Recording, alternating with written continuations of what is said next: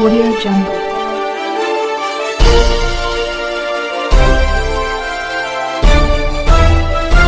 Audio Jungle. अभी आप देख रहे हैं कंचन न्यूज। इसे लाइक शेयर सब्सक्राइब करना ना भूलें ताकि न्यूज का नोटिफिकेशन सबसे पहले आपके पास पहुंचे। अब चलिए खबरें विस्तार से। सिंह से बहाली पर जब हम अध्यक्ष थे उस समय भी मामला आया। हमने साफ शब्दों में लिखा कि जब बिहार सरकार के पास सक्षम एजेंसी है तो फिर आउटसोर्सिंग से बहाली क्यों? आउटसोर्सिंग से पूरी अनियमितता होती है, पैसे की वसूली होती है, भाई भतीजावाद होता है।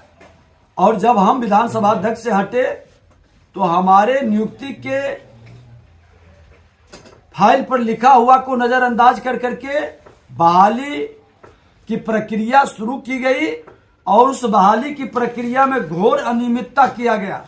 जिस कंपनी को लाया गया, जिसको हमने रिजेक्ट किया, जिसको हमने कहा कि ब्लैक लिस्टेड करेंगे, सक्षम एजेंसी नहीं है, Indian institute of psychrometric Jadavpur, ये सुरक्षित राशि देने में भी सक्षम नहीं था, तो उस राशि को ही घटा दिया।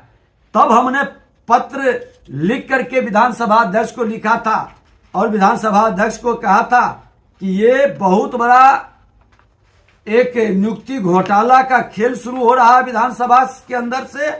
पहला पत्र हमने लिखा था 23/6/2023 को, दूसरा पत्र 18/7/2023 को। फिर उन्होंने जब नहीं सुना तो माननीय मुख्यमंत्री जी को 8/9/2023 को पत्र लिखा। फिर महिम राज्यपाल महोदय को 15/12/2023 को हमने पत्र लिखा। कल मुख्यमंत्री जी के साथ मुख्य सूचना आयुक्त की बहाली पर बैठक थी। हमने कहा कि मुख्यमंत्री जी, जो विधानमंडल कानून बनाता है, कानून का उल्लंघन करने वाले पर चर्चा होती है, कार्रवाई की मांग होती है, आज उसी को अपवित्र किया जा रहा है और वहीं पर नियुक्ति घोटाला हो रहा है। इस पर उन्होंने कहा कि आप हमको भेजिए, फिर से डिटेल में हम देखते हैं। तो आज फिर हमने पत्र लिखा है और ये बहाली की प्रक्रिया को रद्द करे, न्यायिक जांच कराए। आउटसोर्सिंग से विधानमंडल के अंदर हो या किसी भी यूनिवर्सिटी के अंदर या कोई भी विभाग के अंदर क्यों करवा रहे हैं? नियुक्ति घोटाला का अनुभव का उपयोग बिहार में क्यों खुल करके खेला जा रहा है और बिहार के प्रतिभा के साथ खिलवाड़ क्यों किया जा रहा है? और जो लोग ये खेल खेल रहे हैं वो बिहार के प्रतिभा और भविष्य के साथ खिलवाड़ कर रहे हैं। कुछ लोग आए थे, डरे सहमे लोग बच्चे थे।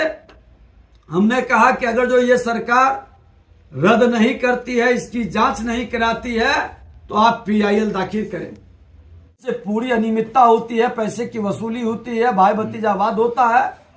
और जब हम विधानसभा अध्यक्ष से हटे तो हमारे नियुक्ति के फाइल पर लिखा हुआ को नजरअंदाज कर करके बहाली की प्रक्रिया शुरू की गई और उस बहाली की प्रक्रिया में घोर अनियमितता किया गया।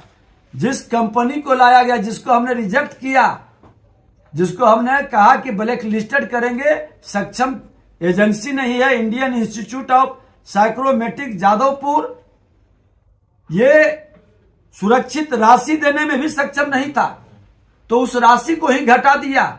तब हमने पत्र लिख करके विधानसभा अध्यक्ष को लिखा था और विधानसभा अध्यक्ष को कहा था कि ये बहुत बड़ा एक नियुक्ति घोटाला का खेल शुरू हो रहा है विधानसभा के अंदर से। पहला पत्र हमने लिखा था 23/6/2023 को, दूसरा पत्र 18/7/2023 को।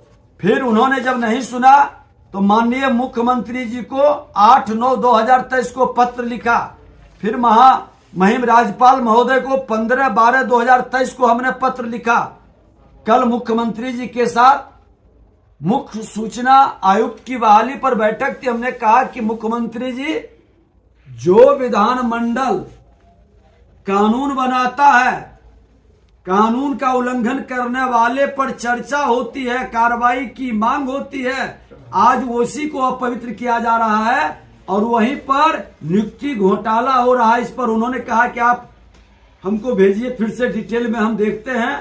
तो आज फिर हमने पत्र लिखा है और ये बहाली की प्रक्रिया को रद्द करे, न्यायिक जांच कराए, आउटसोर्सिंग से विधानमंडल के अंदर हो या किसी भी यूनिवर्सिटी के अंदर या कोई भी विभाग के अंदर क्यों करवा रहे हैं।